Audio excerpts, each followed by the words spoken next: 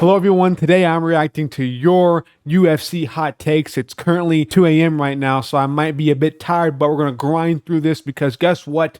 We are a grinding channel. But as always, if you do want to be in these videos in the future, make sure to subscribe and as well, go into my community tab and comment your hot take. As always, you have a very high chance of being in this video in the future, so don't hesitate to do that. But as always, let's get right into it. Starting off with, we have missing weight should have much harsher consequences. Too many fighters are getting away with having that advantage of not cutting the last couple of pounds, and those make a big difference. And I could not disagree or agree, whatever one it is, I forget. But I couldn't agree more with Cranium here. Missing weight does deserve to have a more harsh consequence than it does right now. It seems like a lot of these fighters are not cutting those last few pounds and they're going on to win. And just recently, we had a fighter in Christian Rodriguez ruin two bantamweight prospects in Cameron Simon and Raul Rosas Jr. And I think at this point, we need to get rid of the 30% purse that you give to the other fighter if you miss weight. We need to make things much harsher. And so what we need to do is up that purse give up. I'm saying we up it to maybe like 70, 80%. And I think Israel Adesanya at one point said 90%. I don't mind that at all as well, but I think we should probably up it up to at least 70%. And then as well, I think we should add a point deduction to the first round for that fighter who missed weight. This will probably not solve all the weight miss issues, but I think it would very much push the fighters into not missing weight or not being complacent in terms of missing weight. And even after this, if the fighter decides to pull out, because obviously they don't want to give away most of their money that they're making and they don't want to have a lesser chance of losing the fight, I think if they do pull out of it, we should just give the other fighter who made weight their show money at least. Give them a win bonus too. Like give them their show money and their win money. Give them the full paycheck if the other fighter pulls out. Now this really benefits the people who didn't get a fight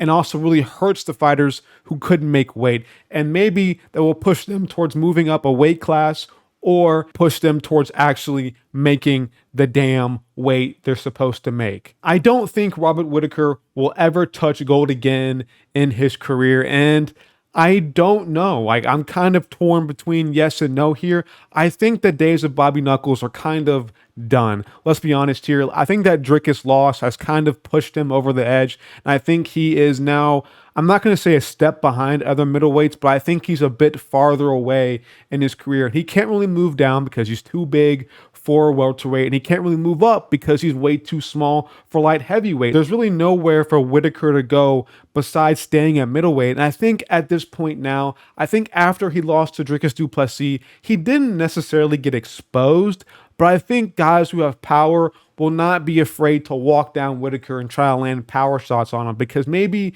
his chin is not still there, or maybe it was just Dricus being that good. Who knows? But maybe Whitaker is a bit too far behind the bar to catch up. He's still kind of young. I think he's 32 or 33 years old, so it's not the end of the world for him. And we see in these higher weight classes, guys will go on to fight till they're 40 and still win a belt. But I just don't know how good Whitaker is as compared to some of these other middleweights. And with the middleweight division getting stronger as time has gone on, because now we have Hamzat in here, we might have Kamaru Usman in here, we might have other big name fighters, we have people moving up in the weight class. I just don't know how good Whitaker is going to be with all these new up-and-comers at middleweight, along with people who he's already lost to. He's now behind them as well. So it's going to be very hard for Whitaker to come back to get into that title picture again. And since he can't move up or down, he might just be stuck at middleweight and just be stuck as that top 5 guy for the rest of his career until he decides to retire, or if he gets too old and goes on a massive losing streak and then retires. I think he's kind of stuck here at middleweight. I think he probably won't ever get gold at middleweight again. I hope he does, but I don't think it's going to be in the cards for him unless he does it sooner rather than later. The referee should be able to separate fighters if one has the back, and I kind of agree here. Actually, I do agree here. It seems like having the back and having a body triangle is such a dominant position that the referee is not really wanting to separate them because of the position that they're in, because it is a close to fight finishing position. I know I'm same position a lot. And when you put yourself in the eyes of a referee and you see somebody has the back, you're kind of like, okay, they could probably finish the fight here at any moment. And they're always fishing for rear naked chokes. They're always fighting hands. And so it's a lot of action going on, but not a lot of damage most of the time. But it's such a dominant position that you can always have a finish come out of nowhere. You know what I mean? So it's kind of hard. But I think after like a minute or two of just, just hand fighting and just absolute no damage being done, then I can agree with standing it back up. I think at some point there has to be a way for us to get fighters out of this or punish them for it, because having the back and having the body triangle is pretty much around for that next person unless they massively screw up. If that body triangle is in, there's like a very low chance of that fighter getting out of it. And if we're sitting there for a whole 5 minutes of a guy or a whole like 3.5 minutes of a guy having the back and doing nothing with it besides hand fighting, it gets a bit boring. And again, the UFC should always be looking towards making these fights as entertaining as possible. And I think sometimes the grappling can be a bit boring, and we need to kind of nerf grappling sometimes to make it more entertaining for us as fans, because again, entertainment is what sells. It's what gets people in the seats. It's what makes us buy the pay-per-views as exciting fights. And I think we have to have a look into this. I really do think the UFC should start trying to stand these fights up if the back gets a bit too redundant. There's a few times, like I know Islam versus Volk in round 4.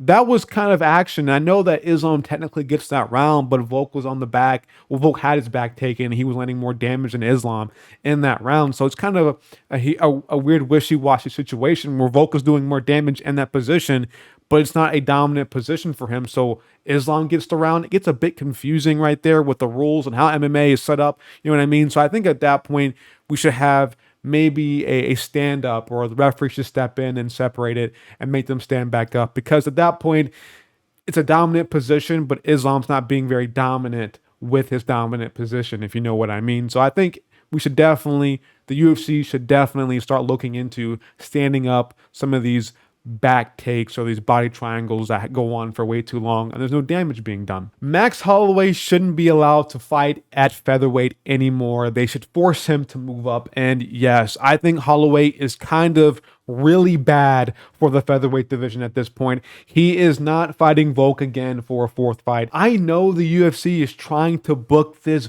Superior versus Holloway for the interim belt. I don't want to see it unless Volkanovski is completely out of the division, unless he's not fighting at featherweight anymore. I do not want to see Max Holloway even close to the title picture at featherweight. It wouldn't be fair. There are literally no more contenders for Volk besides Topuria, and if Max Holloway is able to ruin this prospect in Topuria and beat him, we are literally fucked, and we're forced to watch Max versus Volk 4, and we don't want to see it. The 3rd fight was already a dominant display from Volkanovski. He tooled up Max Holloway for 5 rounds, made him look stupid, idiotic. He clearly had a skill difference, and he clearly made himself the dominant champion that he is, and maybe arguably the featherweight GOAT. But I just think that Max Holloway shouldn't be allowed, and the UFC should definitely force him to probably move up to fight at lightweight. Like, where is him versus Poirier? Where is him versus Gaethje? Where is him versus even a McGregor or a Chandler? Like,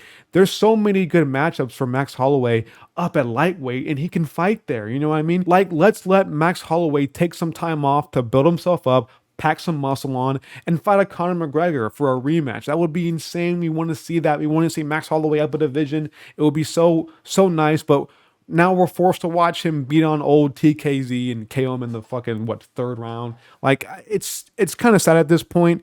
I don't know. I don't want to see him beat Topuria. I don't want to see him fight for an interim belt and basically force us to watch him versus Volk 4. It would be absolutely terrible in my opinion. I love Holloway. He's a great fighter. And if Volk is gone and he's staying at lightweight permanently, then I wouldn't mind Max Holloway stepping in to be champion, even though the UFC would probably hate that, because there will always be that shadow of Volk hanging over the division because he left it or he vacated his belt at one point. I don't know. But Volk will probably defend both belts because that's just how Volk is. But if he's gone permanently, then I don't mind saying Max Holloway get that title shot again because he deserves it. But I think since he lost to Volk so many times, he's 0-3 against Volk, we should kind of set him apart or keep him away from that title picture. So that's all I have for you guys today. Thank you guys for watching this video up to this point. I surely do appreciate it. Again, if you do want to be in these videos in the future, subscribe to the channel first and then go to my community page and comment your hot take, and you will definitely, most likely, like a 95% chance, you will be in the video in the future. So do it real quick. I'm doing another one for next week because I'm going on vacation. So if you want to be in next week's video, submit it now, please, as fast as you can, ASAP, so I get to it and I can get to all of your comments. Otherwise, then you'll probably have to wait till next week. But it is what it is. Again, thank you guys for watching this video. I'm out of here. Like and subscribe. Peace.